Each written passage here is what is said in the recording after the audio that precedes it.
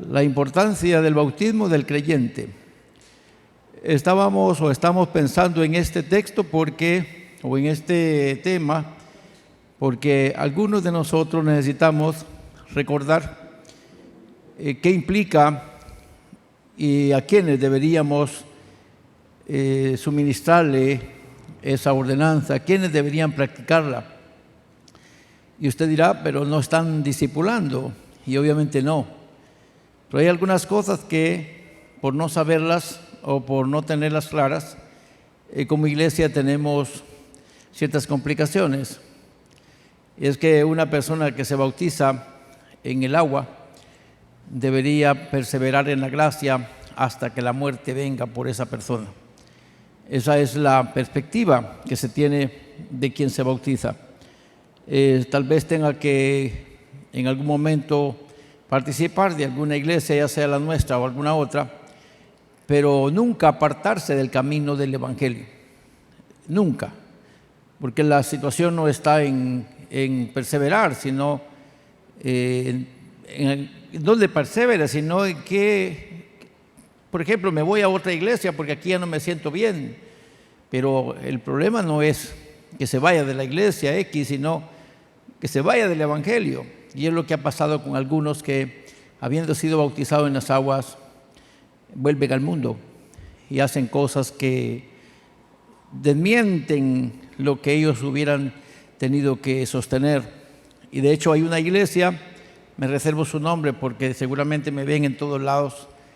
Hay una iglesia que, a causa de que no ven en el bautismo una importancia que transforme y que algunos que se bautizan no cambian de forma de ser, entonces dicen que el bautismo no es necesario. No hace ningún efecto en el cristiano, por lo tanto, no hay que hacerlo. Y tienen bastante razón, porque si algo no produce en uno un beneficio, entonces no deberíamos practicarlo. No deberíamos hacer algo que no traiga resultados a la vida cristiana. Y de eso es lo que quisiéramos ir dejando claro.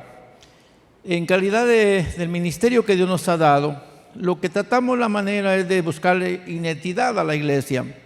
No identidad con la filosofía del X pastor, sino con la doctrina que como iglesia profesamos. Tenemos que entender que tenemos una doctrina, tenemos una teología, tenemos unas enseñanzas, y cada uno de los que asistimos a la iglesia tendremos que tener claridad de qué implican nuestras enseñanzas, nuestras doctrinas. Y si alguien nos permite conversar y alguien nos pregunta en qué consiste nuestra doctrina y nuestra enseñanza, que tengamos claridad para poderla nosotros clarificar en nuestras conversaciones. Tomando el texto que les mencioné al principio, Mateo capítulo número 28, versículos 18 al 20, en estos textos estaba leyendo que Jesús, habiendo resucitado, se acercó a sus discípulos y les dijo, o les habló diciendo: toda potestad me es dada en el cielo y en la tierra. Por tanto, id y haced discípulos a todas las naciones, bautizándolos en el nombre del Padre y del Hijo y del Espíritu Santo, enseñándoles que guarden todas las cosas que os he mandado. Y aquí yo estoy con vosotros todos los días hasta el fin del mundo. Ese es el texto que nos hace a nosotros partir de la doctrina del bautismo. Esto es el bautismo en agua. Y nosotros no conocemos otro aparte del bautismo con el Espíritu Santo. Pero ambos tienen un significado importante. Tratamos de ver cuando se habla del bautismo, ya decíamos en la primera sesión que se trata de hundirnos por completo, estar cubiertos por completo bajo la superficie cuando se trata del bautismo en agua. Lo mismo tiene que ver con el bautismo con el Espíritu Santo. Y cuando se habla de este tema, no solo se refiere a estar metidos bajo una cantidad de agua, sino se trata de estar bajo la cobertura plena de Jesucristo, y que en Cristo estemos cubiertos, y que la justificación que se opera por la fe y por la gracia y que se opera a través del sacrificio de Jesucristo, que esa justificación a nosotros nos cubra por completo, de modo que cuando seamos vistos ante Dios seamos vistos como Cristo nos ve. Nos ve redimidos, nos ve perdonados, nos ve santificados. De esa cuenta, todo aquel que cree en Jesucristo tiene vida eterna.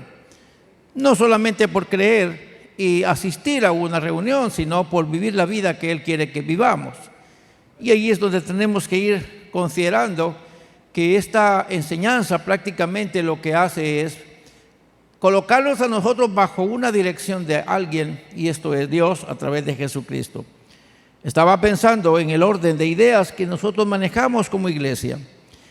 Es que hablando de bautismo, el bautismo en agua, que es una de nuestras doctrinas y justamente es la doctrina número 7 de nuestro orden. Y también dice en el credo de la iglesia, hablando de la teología, también dice que creemos en el bautismo en agua por inmersión y que todos los que se arrepienten deben ser bautizados. Y esta declaración es clara. Dice que todos los que se arrepienten deben ser bautizados y hacerlo en el nombre del Padre, del Hijo y del Espíritu Santo. Es la declaración de fe número 10. Principio doctrinal número 7, declaración de fe número 10. Y aquí estaba pensando en el ordenamiento para los principios doctrinales. Encontramos que el bautismo en agua está en la posición 7.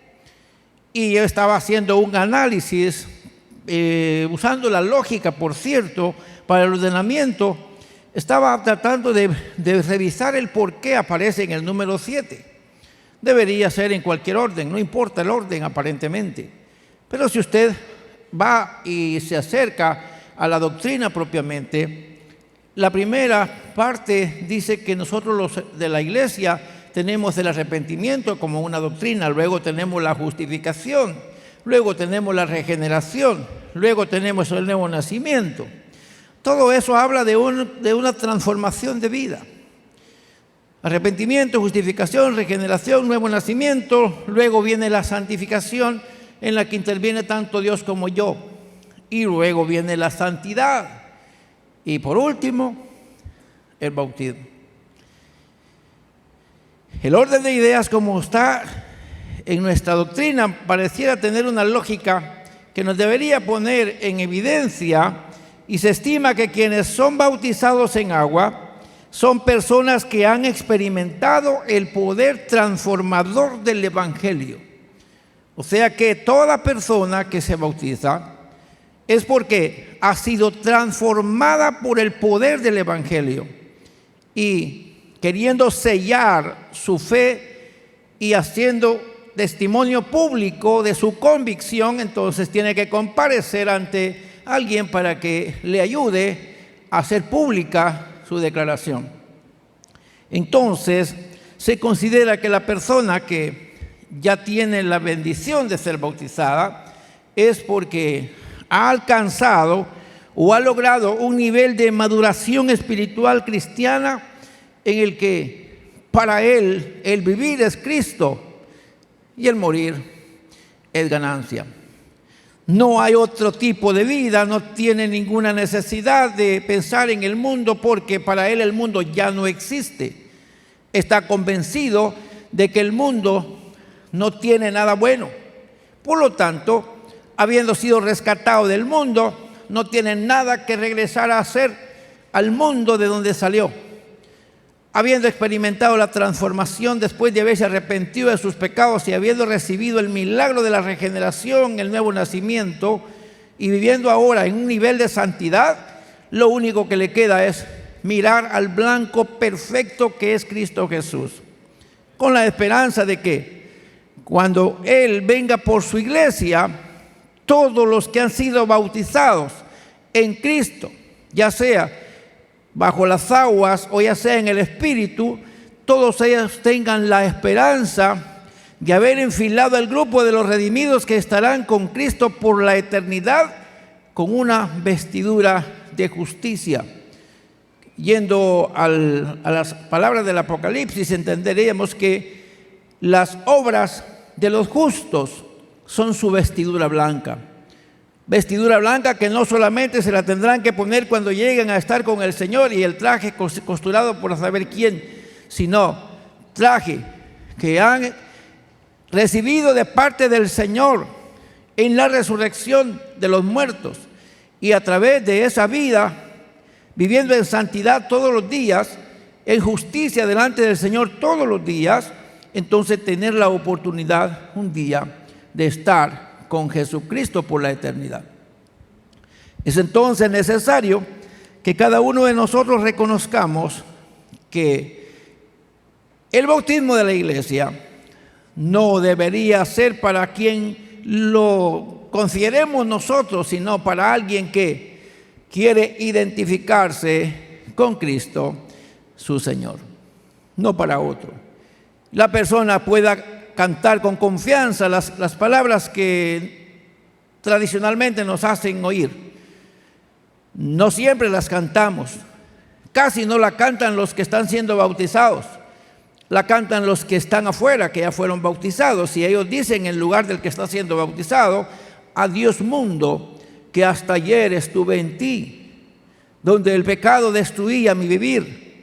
Yo siento gozo desde que me bauticé, y de volver a pecar, mejor morir. Seguiré a mi Jesús, pues para mí lo del mundo se acabó, y ayudado de su luz, proseguir en sus caminos quiero yo.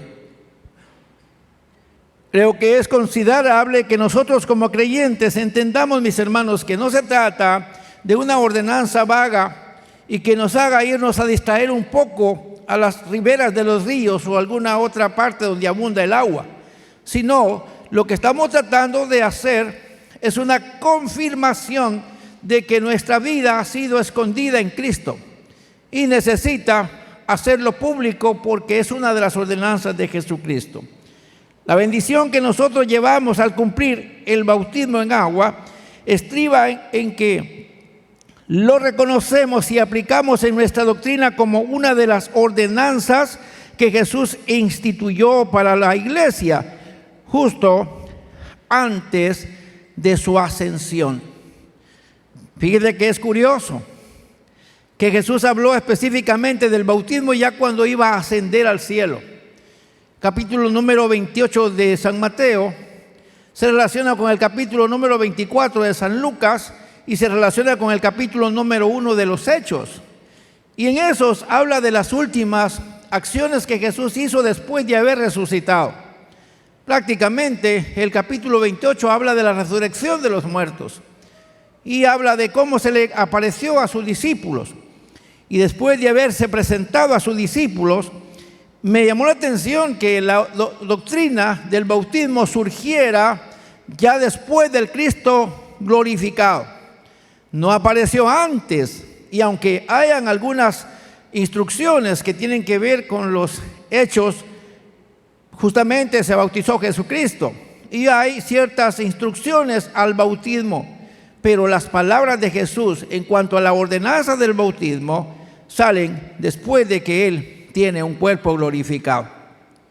Y saben ustedes que el bautismo para nosotros tiene cierta relación con la muerte, sepultura de Jesucristo. Muerte, sepultura y resurrección de Jesucristo, tanto así que decimos que si nosotros creemos en Él tal como lo enseñamos en las Escrituras, de la misma manera como Él murió y resucitó, también vamos a resucitar nosotros con Él para novedad de vida en la eternidad. O sea que no solo se está hablando de algo así pasajero y algo que de manera tradicional nos llama la atención de ver a alguien que se hunde o bajo la superficie de las aguas, sino que tiene un significado mucho más importante y más relevante. La pregunta que yo me estaba haciendo conmigo mismo era que qué tan importantes son las palabras de un ser querido que está a punto de partir. Yo no sé si usted ha tenido curiosidad con eso, pero los ancianos, cuando están a punto de morir, llaman a su familia y le dan ciertas instrucciones, que tal son las instrucciones que sus seres queridos les ponen mucha atención y algunas veces se atreven a decir: le vamos a conceder el gusto el último deseo que pidió nuestra madre, nuestro padre o nuestro hermano o nuestro familiar. Porque se le presta mucha atención a las últimas palabras que alguien dice cuando está a punto de irse. No es cierto eso. Algunos se quedan pensando en lo último que dijo. Las últimas palabras de alguien que se va de nosotros.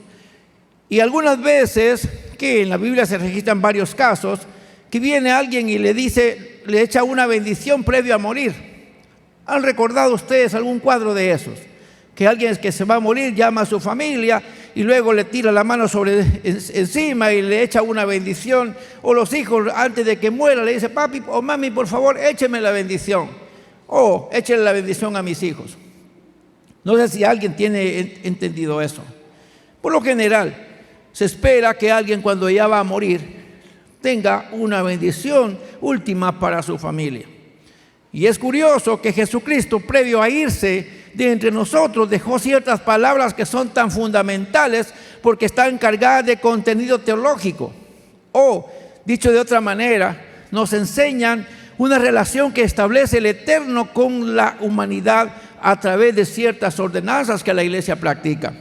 No solamente estamos tratando de llenar nuestros libros de palabras, sino estamos pensando qué es lo que realmente sucede en la vida del cristiano cuando se somete a una enseñanza de una cierta iglesia. El Cristo glorificado había experimentado el vituperio, la muerte y la resurrección. En su recta final dio importantes instrucciones sobre la evangelización de las naciones y también bautizar a los convertidos, que son las palabras con las que él está prácticamente terminando su carrera ministerial, dando instrucciones de la necesidad de predicar el evangelio a todas las naciones. El texto bíblico, según Mateo, que leímos hoy, dice que Jesús se acercó a los discípulos y les habló diciendo: toda potestad me es dada en el cielo y en la tierra. Estoy repitiendo que el Cristo ya había pasado por el martirio, ya había sido sepultado y ya había resucitado. Ahora tenía un cuerpo glorificado. Y en ese nivel de cuerpo glorificado, él dice: toda potestad me es dada en el cielo y también en la tierra. Ya no había nada que lo cuestionara, porque el Cristo, que estaba sujeto a tiempo y espacio y que estaba sujeto a un aliento de vida, ese mismo Cristo había sido muerto y había vencido a la muerte resucitando de la tumba. Y en ese poder y en esa autoridad que está sobre todos los dominios, entonces él da instrucciones a la iglesia para que la iglesia cumpla una misión. Y es interesante cuando él habla de esa potestad. Jesús ya había pasado y vencido el martirio salvífico, ahora está a punto de ser glorificado al lado del Padre.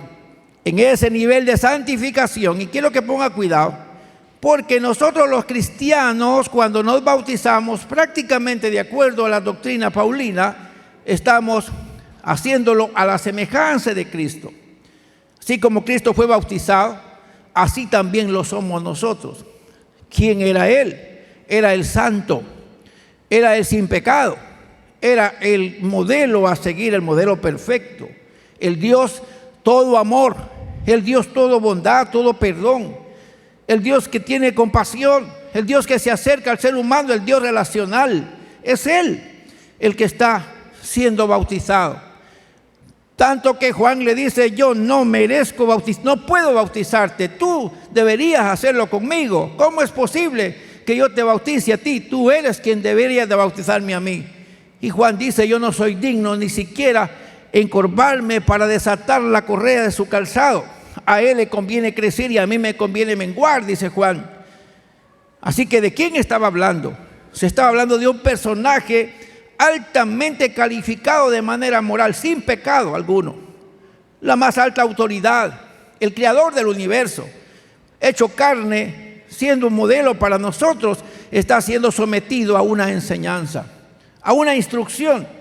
Y luego de esa cuenta, cuando nosotros nos bautizamos, estamos haciéndolo de la misma manera como Él lo hizo. anunciándose según Pablo, que en Cristo nosotros podemos ser bautizados y así como somos bautizados con Él en su muerte, así también podemos tener derecho a la resurrección. Tenemos que entender el sentido de santificación en el que se encontraba Cristo y toda la autoridad que eso representaba para Él. Jesús dio las instrucciones y consideró necesarias, y entre estas instrucciones, ordenanzas con las que identificaría a sus seguidores. Póngale cuidado, instrucciones de ordenanzas que identificarían a sus seguidores. Y en este caso tendríamos que decirlo como el sello que garantizaría que los cristianos de verdad lo son, porque tienen el sello del Señor. Y aquí tendremos que ver la siguiente declaración. Él les dijo: id y haced discípulos a todas las naciones. En este orden de ideas sería primordial para los discípulos judíos enseñar debidamente el camino del evangelio sin discriminación alguna. El problema de los judíos es que son racistas. No puedo decirlo con la generación que hoy tenemos. En ese momento tenían problemas, discriminaban a las demás naciones de la tierra y tenían razón para hacerlo, mucha razón.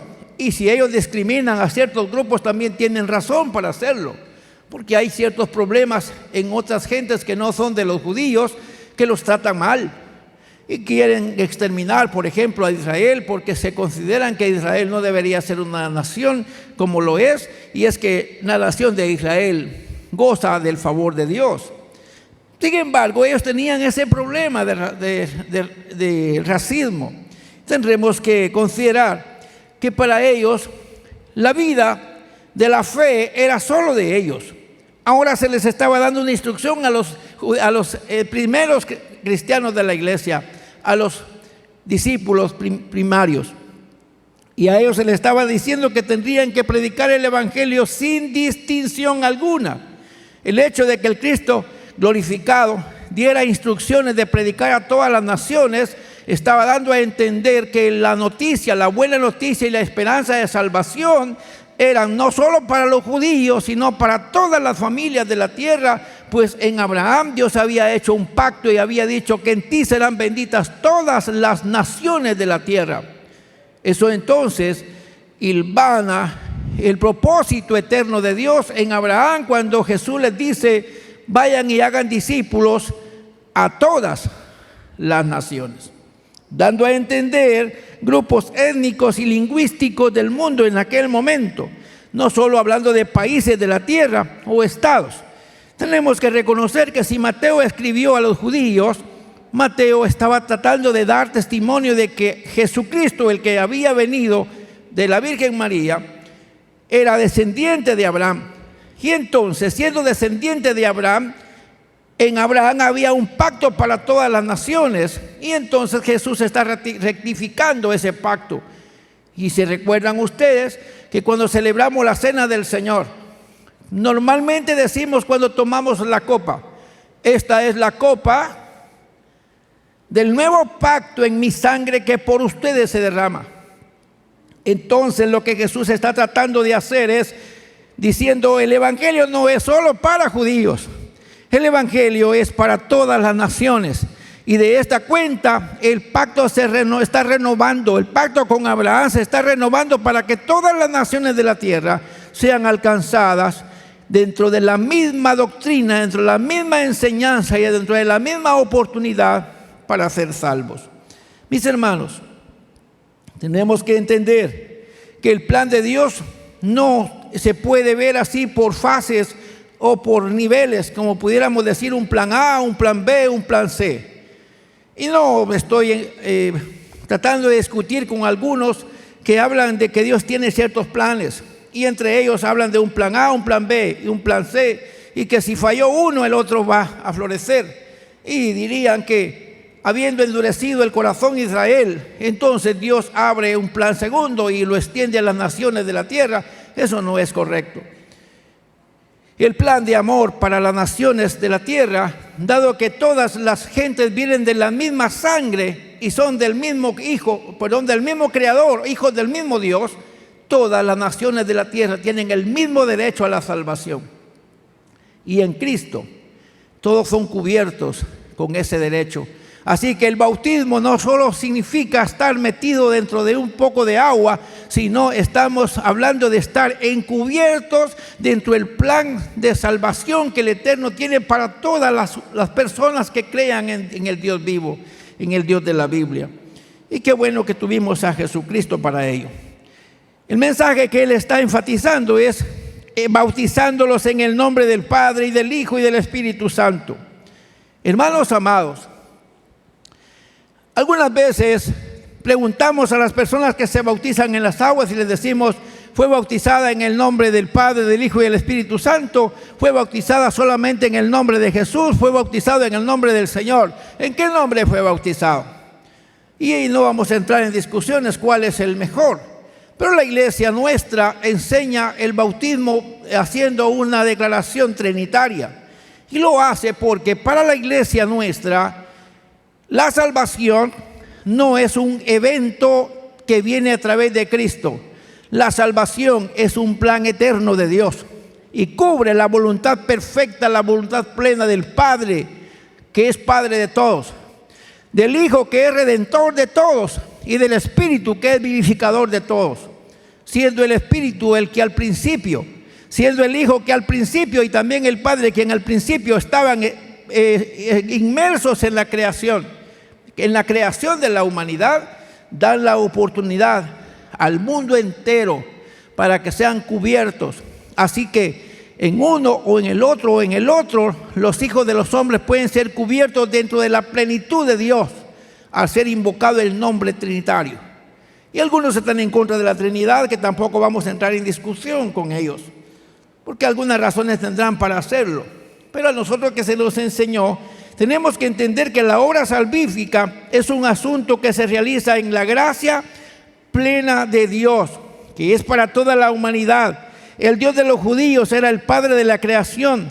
También el Dios de los judíos es el actor y el autor del plan redentor. Y el Espíritu vivificador, que desde el principio la palabra dice que en el principio creó Dios los cielos y la tierra, y también habla que el Espíritu de Dios se movía sobre la faz de las aguas. El Espíritu eterno que ha estado presente en la humanidad, ese mismo Espíritu tiene que ver también con el enfoque salvífico. Por eso es que nosotros, al invocar en el nombre del Padre, del Hijo y del Espíritu Santo, lo que estamos haciendo es invocando a la plenitud de Dios sobre la vida de nosotros como creyentes. No estamos haciendo una simple declaración. Estamos diciendo: somos salvos dentro de la gracia del Dios eterno. Así que sea Padre, sea Hijo, sea Espíritu, Él es nuestro Dios. Y nosotros lo declaramos que es un Dios que se expresa en plenitud. Por lo tanto, nosotros tenemos que declarar esa bondad. Es por eso que dije al principio que alguien que se bautiza no debería hacerlo ciegamente, sin entender qué significa esto. Debería hacerlo consciente de lo que significa estarnos sometiendo a una doctrina, a una enseñanza y a un estilo de vida que tendremos que vivir el resto de nuestros días. Bautizar con la fórmula del Trino Dios implicaría entonces invocar la plenitud de la gracia sobre los salvados. Y aquí es donde a mí me da bastante gusto pensar que al ser bautizado, aunque yo no soy declarado judío por mi sangre o por mi raza, al ser bautizado en Cristo Jesús, tengo derecho a la vida con Dios como lo tenían aquellos antepasados. Y a mí me bendice entonces al saber que el bautismo se convierte en un distintivo del resurgimiento de un pueblo de Dios, de la restauración del derecho para los creyentes de ser hijos de Dios. Más allá de ser una simple doctrina, un rito, el bautismo se constituye en el resurgimiento de la vida con Dios. Yo puedo declarar que soy hijo de Dios, que tengo vida eterna, y lo estoy haciendo de esa manera. Entonces el bautismo se constituye en el distintivo de que yo ahora pertenezco a Dios y tengo vida eterna. Así, mis hermanos, que el bautismo es un distintivo de los discípulos de Cristo, que reconocen la plenitud de la gracia de Dios, no solamente de los que se dicen cristianos y no lo son. Y aquí es donde tengo problemas, porque muchos hemos sido bautizados, pero no todos perseveramos en la gracia. ¿Qué pasó ahí?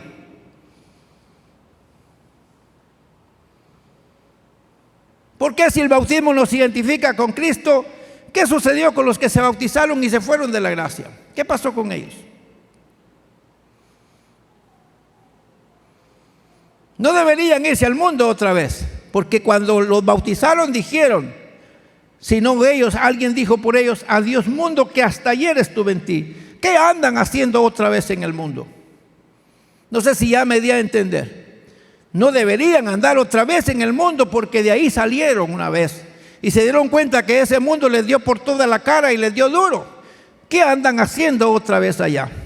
Entonces aquí para mí hay un problema serio, y es que no todos los que dicen creer en Cristo de verdad lo creen. No todos los que dicen ser cristianos en verdad lo son. Y muchas veces nosotros corremos para meter a la gente al agua, pero no sabemos si la gente de verdad se ha convertido en cristianos. Y es ahí donde tenemos los números alterados. Porque la gente no se somete a una voluntad de Dios, porque no ha reconocido a Cristo el Dios de su vida. Tendremos que decir, hermanos, que esto suena un poquito duro y no debería de decirse desde una plataforma. Pero tenemos que reconocer que como creyentes tenemos que admitir que el bautismo es más que una simple enseñanza, es más que una simple ceremonia, es un distintivo que nos enseña a nosotros que estamos adheridos a Cristo, al Cristo eterno, y en Él tenemos novedad de vida. Vivimos para Él aquí y allá, y seguramente estaremos con Él por la eternidad. Todos los pueblos tenían derecho a la gracia del Eterno, obviamente, pero todo el que creyera en Cristo debería bautizarse, siendo el bautismo la insignia distintiva del resucitado y también el sello de quienes aceptan la gracia redentora. Así que, mis hermanos, todo el que creyera o todo el que cree debe ser bautizado. Debe ser bautizado sí o sí, porque este es un distintivo, es una insignia del Cristo resucitado, y es el sello de quienes aceptan la gracia redentora. Ellos son herederos de la vida nueva, la vida eterna. Así lo dijo Cristo: el que creyere en mí tendrá vida eterna y yo le resucitaré en el día postrero. De eso estaba hablando Él. Entonces se cree que estos viven según la voluntad de Dios, viven en santidad y en justicia todos los días que tienen aquí en la tierra. Jesús les dijo, enseñándoles que guarden todas las cosas que os he mandado. Los discípulos habían entendido los efectos de la gracia en su relación con Jesús. Ellos habían pasado un tiempo de enseñanza con Él y se habían dado cuenta de la importancia que conlleva una relación cercana con su Maestro. Así que ellos tenían recursos para enseñar. Tenían que hablarle a la gente acerca de la importancia de estar cerca del Maestro. Habían sido instruidos por Jesús y ahora deberían seguir su ejemplo. Tómese en cuenta que Jesús termina diciendo, he aquí estoy con vosotros todos los días hasta el fin del mundo. Tómese en cuenta que Jesús prometió estar siempre al lado de los discípulos. ¿Es esto así o no es así? Así termina Jesucristo sus palabras. Y he aquí, estoy con vosotros todos los días hasta el fin del mundo. Es notorio que Jesucristo, en la persona que nosotros conocimos como el Hijo de María, es conocido que Él vino y murió y fue sepultado, pero resucitó. Y la Biblia nos da testimonio que Él se fue, pero Él está diciendo, y aquí yo estoy con vosotros todos los días hasta el fin del mundo. Quiere decir, mis hermanos, que el Jesús que prometió estar al lado de los discípulos, ese Jesús sigue estando al lado de los que se consideran creyentes discípulos del Señor. Así que no deberían retroceder aquellos que se bautizan en su nombre, porque se cree que con ellos está Cristo. No en la persona de Cristo que conocimos como el Mesías Redentor, sino en la persona del Espíritu Santo. Y Él está junto a nosotros. Y hay momentos que nos sentimos aterrados en nuestras desesperaciones y aflicciones y casi nos dan ganas de irnos al mundo a causa de las tentaciones que nos llegan, de las debilidades y las presiones de la vida. Pero algo nos hace reaccionar. Y ese algo que nos hace reaccionar no es otra cosa, sino la misma presencia del Espíritu que nos hace reconocer que nosotros somos cristianos y no estamos batallando solos. Alguien está con nosotros y nos está dando fuerza para batallar, de manera que aunque sentimos un bajón, luego volvemos a sentir la fortaleza y seguimos adelante. ¿Y por qué seguimos adelante? Pues porque Él prometió estar con aquellos que le reconocieron como su Señor y se sometieron a su voluntad y que lo declararon a través del bautismo. Mis hermanos, es fantástico cuando pensamos que pudimos perseverar hasta hoy en la gracia del Señor. Alguien me pregunta a mí, me dice, ¿eres cristiano todavía? Y yo le digo, por la gracia bendita del Señor. Y eso significa, Él siempre está acompañándome, de manera que puedo decir que enérgicamente, como dijo Pablo, todo lo puedo con Cristo que me fortalece. Mis hermanos, en eso se entiende, en eso se reconoce quienes han aceptado a Jesucristo y lo han reconocido como Señor, en que en las buenas y en las malas perseveran en la gracia, porque han sido sellados con el distintivo del cristianismo, de manera que para atrás ni siquiera lo intentan. Se medio detienen para tomar fuerzas y luego avanzan, porque esos son los creyentes que se han identificado con Cristo y que porque con ellos está Cristo hasta el fin del mundo. Tendremos que entender que el cumplimiento de la institución de su maestro les generaría y les garantizaría la compañía de su maestro en su emprendimiento misional. Hermanos amados, la iglesia es responsable de enseñar las palabras de Jesús, de hacer discípulos y bautizarlos. El bautismo tiene importancia porque Jesús lo ordenó. Es un distintivo del cristianismo bíblico. Es una proclamación de la novedad de vida en el evangelio de esperanza para la humanidad. Tenemos que reconocer que más que una simple actividad, el bautismo es un mandato del Señor. Es un distintivo del verdadero creyente. Es una proclamación de la novedad de vida que ahora emprenderá aquel que se ha sometido a esa doctrina. Es más que un simple rito. Y usted dirá, ¿y por qué está enseñando eso? Pues simplemente tendríamos que preguntarle a Dios qué es lo que quiere con nosotros, y eso lo tendrá que hacer cada uno, porque muchas veces nosotros ni siquiera entendimos qué significó eso cuando nos bautizaron. Algunos no fuimos doctrinados lo suficientemente como para entender esto, pero el Señor nos está haciendo reconocer que el haber sido sumergidos bajo la superficie de las aguas era mucho más. Allí se invocó al eterno Dios, se invocó al trino Dios, se invocó a la plenitud de Dios, y se cree que la plenitud de Dios afirma la pertenencia de nosotros para con Él y nos respalda, porque aquí vamos todavía por la gracia bendita del Señor. No sé cuántos se atreven a levantar sus manos y decir, gracias a la misericordia del Señor, todavía voy caminando en este evangelio, porque Él me ha acompañado desde que me bauticé. No me ha abandonado.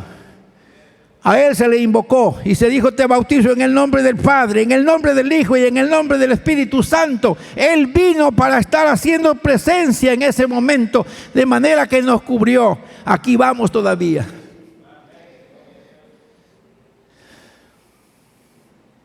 Porque Él dijo, estoy con vosotros hasta el fin del mundo. Y el mundo todavía está de pie. Así que si el mundo está de pie, Él también está de pie junto a usted. Alabe al Señor si puede por eso. Así que, mis hermanos, todos los que se bautizan deben de identificarse. Si son aplausos para el Señor, hágalo con fuerza, porque Él merece lo bueno. Amén. Es interesante. Todos los que se bautizan deben identificarse con Jesús en un comportamiento renovado y santificado. Y esa es la parte que nos cuesta. Pero para eso está el Espíritu Santo, para ayudarnos, echarnos la manita. Así que, mis hermanos amados, el bautismo cristiano es un testimonio externo de lo que ha ocurrido internamente en la vida del creyente. ¿Cuántos creen eso? El bautismo cristiano es un testimonio externo de lo que ha ocurrido internamente en la vida de un creyente. ¿Qué es lo que está pasando adentro? Se publica a través de nuestras confesiones. Una vez más, o una vez que haya sido bautizado, alguien deberá proponer en su corazón el no caer de la gracia. Y aquí podemos decir varias cosas importantes. Tenemos que reconocer que el bautismo en agua, la acción del ser sumergido en el agua representa ser muerto al pecado, y la acción de salir del agua representa la vida limpia y santa que sigue a la salvación. Y aquí quiero dejar con ustedes una palabra que seguramente perjudicará a algunos de manera sentimental. Y la pregunta es: ¿quién ha sido bautizado y que ha tropezado, alejándose de la congregación o del camino, pudiera haberlo hecho ¿por qué? O no experimentó el nuevo nacimiento, o no había comprendido el significado del acto. Pero aquí está la novedad.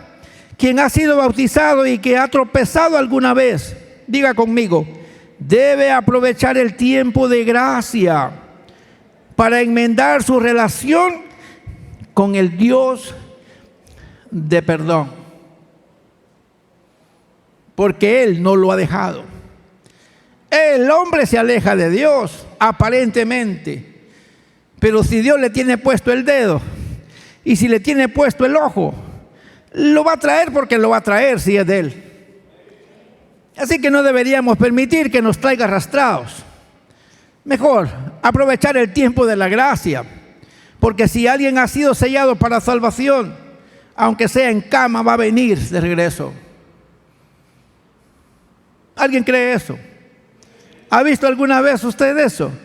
Que a alguien le hablan y le hablan y le hablan y no hace caso, de repente cae en una cama. Y entonces manda a llamar al pastor. ¿Por qué no manda a llamar al diablo? Debería mandar a llamar a aquellos que lo descarriaron. A ellos debería mandar llamar. Pero no los llama a ellos. Llaman a la iglesia. ¿Qué dice eso?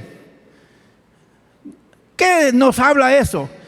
Que la gente entendió el mensaje y vio que la puerta está abierta, y la puerta está abierta a través de la iglesia. Entonces mandan llamar a la iglesia y la iglesia llega, y la gente que hace: yo me reconcilio con mi Señor, y algunos se restauran en su salud y algunos se mueren, pero no se van al infierno, porque fueron sellados para la salvación. Así que el Dios de toda gracia opera de distintas maneras. Tenemos que alabarlo. Así que dígalo conmigo de nuevo: quien ha sido bautizado y que ha tropezado, debe aprovechar el tiempo de gracia para enmendar su relación con el Dios de perdón. Obviamente, quien se ha reconciliado y había sido bautizado debería proponerse en su corazón, de aquí en adelante, diga conmigo, llevar una vida que agrade a Dios con el distintivo cristiano. Si ya no me vuelve a pasar esta experiencia que tuve, no la voy a volver a vivir. Es que no me fue tan bien esos días que estuve descarriado. Me fue lo último de mal. Así que a partir de hoy propongo, hoy sí le voy a entrar con ganas y no bajar guardia, porque la venida del Señor está cerca, o aquella otra puede venir y entonces ya no tiene escapatoria. Así que, mis hermanos, para finalizar, en las aguas del bautismo una persona dice sin palabras, diga conmigo: confieso mi fe en Cristo. Jesús ha limpiado mi alma del pecado y ahora tengo una nueva vida de santificación. Sin palabras. Eso dice la persona. ¿Cómo dice la persona? Confieso mi fe en Cristo. Jesús ha limpiado mi alma del pecado y ahora tengo una nueva vida de santificación. ¡Qué alegría! Así que terminemos diciendo que ser bautizado en agua es una bendición. ¿Lo puede gritar? Ser bautizado en agua es una bendición. ¿Qué más es? Es un distintivo de la vida en Cristo. ¿Qué más? Es una proclamación de que vivimos bajo el señorío de Cristo. ¿Qué más es eso? Es una oportunidad para dar paso serio a una vida de propósito eterno. Y por último, todos los que hemos sido bautizados debemos proponernos a no defraudar a nuestro amado Redentor, porque Él es amor, pero también es fuego consumidor. Si usted es de Él y no quiere por las buenas, me lo va a traer por las malas, pero me lo va a traer. Así que no espere que me lo traiga por las malas, mejor venga usted obedientemente. Y Pablo dijo de esa manera: si alguno dice, Pablo, no quiere hacer caso, entréguenselo a Satanás para que lo haga pedazos. ¿Ha leído alguien esa parte de la Biblia? Entréguenselo a Satanás para que lo haga pedazos, para que por lo menos en esa desgracia reconozca que alguien lo ama y que vuelva a Cristo su Salvador, para que se salve, aunque sea por fuego. Dice eso la Biblia. Entonces, amados hermanos, no esperemos que nos llegue el látigo para volver al camino. Mejor vengamos sanitos y salvos, y el Señor nos va a fortalecer mucho más. Y usted dirá, pues, pero eso no lo dice por nosotros, porque nosotros aquí estamos. Yo le voy a decir una cosa y no me vaya a malentender, pero esta vida es de lucha y no sabemos qué nos espera. Si en algún momento nos va a llegar la tentación y vamos a irnos de cabeza, no lo sabemos. Vamos en el camino todavía. Nadie puede asegurar de que no va a pecar en algún momento. Se le puede ir la mano, se le puede ir el pie, pero la esperanza es, mi hermano, procure no pecar, haga el esfuerzo por no hacerlo. Pero si de repente a alguien se le fue el piecito y hizo lo que no tenía que haber hecho, acuérdese rápido que hay un Dios de amor y de misericordia. Reconcíliese con Él, vuelva a la fe con Él, vuelva al amor con Él, y seguro en Él no va a encontrar usted una indiferencia y un rechazo. Lo que va a encontrar en Él son los brazos de alguien que le ama y que le dice, no tengas pena, yo estoy contigo, yo te ayudo. Y entonces usted va a sentir que las manos de Él son tan cariñosas y que usted lo entendió a tiempo y no esperó que le llegara el golpe para venir a los brazos de su amado Salvador. Así que entendamos que nos corresponde a nosotros llevar una vida que agrade al Señor siempre, y que de esta forma podamos demostrar que cuando yo me entregué a Cristo estaba despierto, y que cuando me bauticé estaba despierto, y que cuando hice el pacto estaba despierto, y ahora que estoy en Cristo y hace muchos años que me bauticé, sigo despierto sirviendo a quien me ama, porque Él me ofrece que el que persevere hasta el fin, este será salvo. Padre, yo te doy gracias por esta reflexión que nos haces tener en tu palabra.